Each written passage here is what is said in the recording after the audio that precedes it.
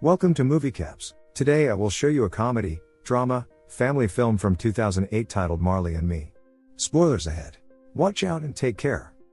Newlyweds John and Jenny are running down the street in the middle of a snowstorm. To protect themselves from the cold, they dip their feet in the warm water of the bathtub and drink champagne. Jenny asks John if the storm is good or bad luck on their wedding day. Before he can answer, she concludes that it is good luck. John just stares lovingly at Jenny and asks her how he got so lucky. She then explains to him that it's part of the plan. After making a joke about why she married him, she tells him that the third step of the plan is to move to a warmer place and then the new couple makes out. As decided, the couple moves to South Florida and Jenny drives John to his job interview at a major metropolitan newspaper. Arnie, chief editor of the Sun Sentinel, interviews John, who reveals his wife is also a writer. Jenny is already waiting for him when he comes out of the building. After initially sulking, he tells her that he got the job. Excited, Jenny then tells him about the next step, which is house hunting. The couple are now settled into their new home and the first thing they do in the morning is read each other's article. John notices that Jen's article has been given a lot of space in the paper. As he flips through the Sun Sentinel, Jen asks him about the big story he wrote and he notices that it was edited out. Jen tells him not to worry and praises his article. Soon after, she changes the subject by throwing away a dead plant and says how can she take care of a baby when she cannot take care of a plant. The next day, John tells his friend Sebastian that Jenny may be thinking about kids. He tells John that the problem is the spare room in their house.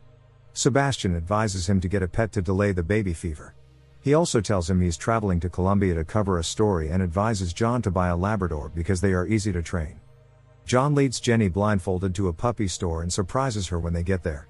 As soon as she sees a bunch of puppies, her heart sets on one in particular, who keeps looking at her and seems very tame. The seller tells them they can have the puppy for a reduced price. Jenny calls him their clearance dog. Jenny has to leave abruptly for a business trip and asks John if he can handle the puppy. He assures her that everything will be fine and even says that he's jealous that she'll be covering a big tax evasion story. Jenny reminds him that they still have to give him a name. While driving home, John tries out a few names, but nothing sticks. Then he turns on the radio and a Bob Marley song comes on. The dog seems to like this song and John names him Marley. Once they are inside, John feeds him and comments on his big appetite. At night, he takes Marley to the garage, but he cannot sleep because of the barking, so he decides to take Marley inside. In the morning the room is trashed, so John leaves Marley back in the garage when he goes to pick up Jenny at the airport. A hurricane is raging as John reaches the airport. Jenny quickly gets in the car and asks him about the puppy. When the couple arrives home and opens the garage door, they are shocked to see its condition.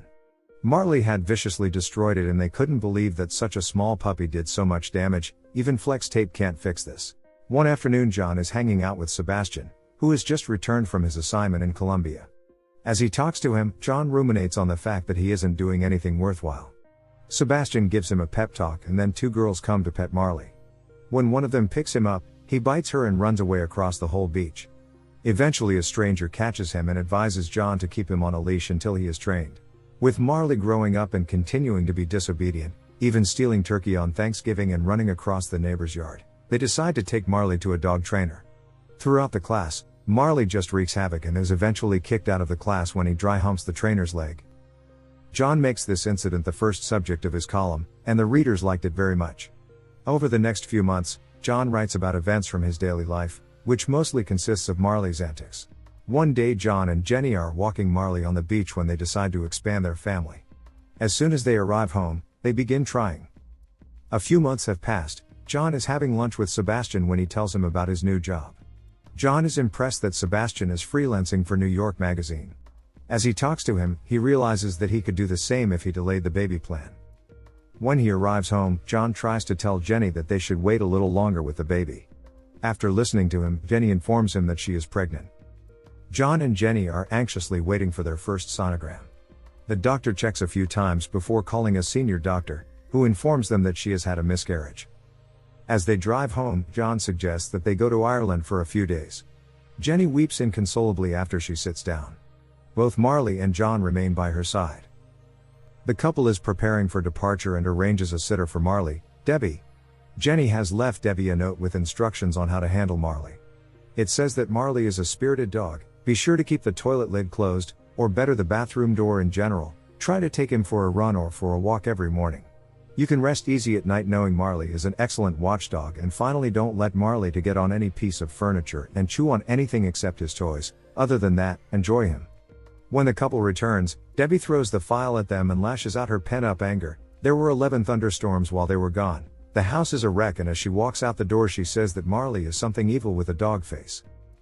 A few days later Jenny becomes pregnant again, and this time gives birth to a baby boy, Patrick. One evening, as Jenny and John are talking about their lives before the child, they hear a scream outside.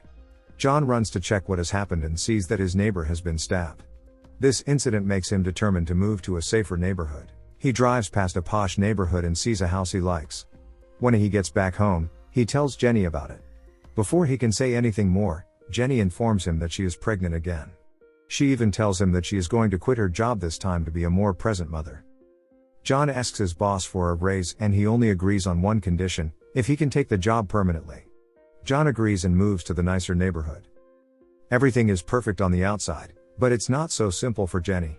One day she gets fed up with Marley being a disobedient dog. The kids are always screaming and she's always exhausted. She cannot arrange a babysitter because everyone is afraid of Marley. When John comes home, she gives him an ultimatum: either the dog goes or she goes. To defuse the tense situation, he brings the dog to Sebastian's home, who reminds John to take the dog back in 2 days because he has a job in New York Times and will be moving. When John comes back home that night, Jenny apologizes to him and even asks him to bring Marley back. They both realize their mistakes and even agree not to have any more children for a while. After a few years, the Grogan family has a new member, a baby girl named Colleen. While greeting Jenny and the newborn baby, Connor announces that Dad told them the baby's name is Whoops. John clarifies that it was just a joke and they take a picture. A few months have passed and the Grogans are now living a happy life. They are throwing the ball around the pool when the phone rings. John goes over and it is a call from Philadelphia Inquirer. When he returns to the pool, he tells Jenny that he has been offered a job by them as their new reporter. John quickly clarifies that he will not accept the offer because they are doing well in South Florida. On his 40th birthday, John takes Marley to the beach and decides to set him free for the first time. Marley immediately plunges into the sea, and when other dog owners see Marley enjoying himself, they let their dogs go too. Everything is fine for a moment, but then Marley pees and others look annoyed at his act. John quickly walks up to him and gets him out of the water, but it's too late, the damage is already done. When John arrives home, he is greeted by a surprise birthday party that Jenny has organized. After the party, he is sitting by the pool when Jenny asks him if he was surprised. She then kisses him and tells him that this was permission to take the job in Philadelphia. The next day, John quits his job and his boss gets a little emotional when he leaves. The Grogan family drives to their new home in Philadelphia, which is even bigger than the previous one. When they arrive, the first thing Marley does is break a decoration. John is writing serious articles in his new job, but his boss is not very impressed with his work. He wants John to write more with solid facts and with less opinions. When John arrives home, he is tackled by his family members on the porch, and then Jenny asks them to go inside for dinner. As John and the kids climb the stairs, they notice that Marley no longer has the same energy.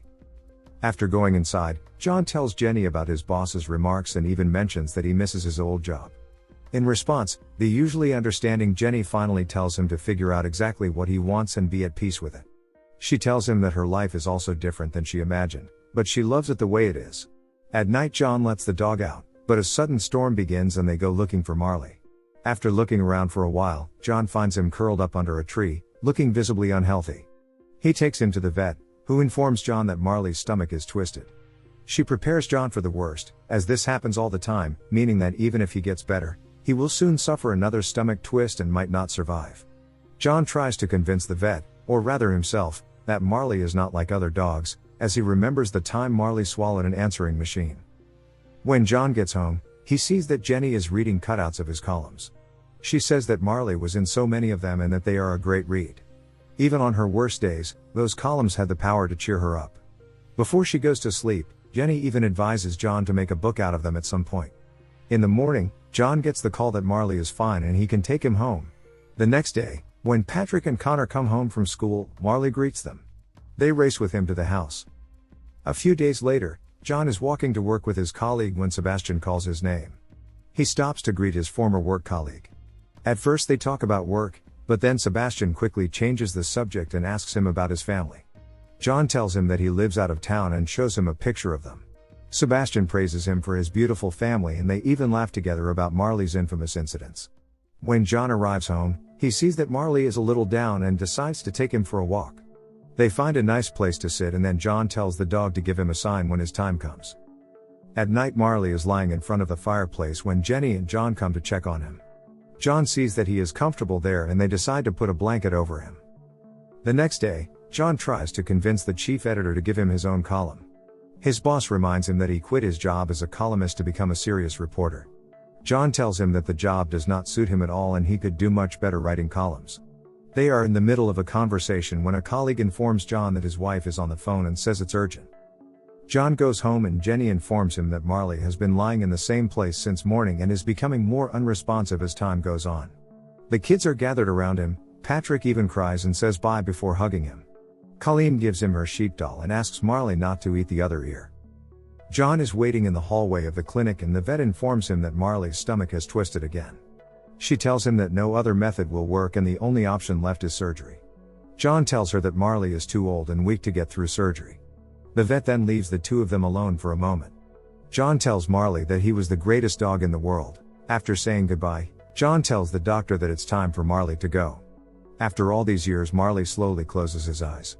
The kids watch old tapes of themselves and Marley is in each one of those. Colleen and Connor have drawn a picture and written their speeches.